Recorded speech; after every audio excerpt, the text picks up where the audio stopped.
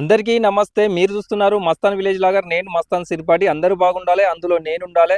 Right now Jangaon జిల్లా పాలకుర్తి మండలం వావిలాల గ్రామానికి అయితే వచ్చేసినాం. ఇక్కడ శ్రీనివాస్ అనే రైతు వారి యొక్క వ్యవసాయ క్షేత్రానికి అయితే వచ్చేసినాం. వారు గత 5 సంవత్సరాల నుండి టమాటా సాగు చేస్తున్నారు.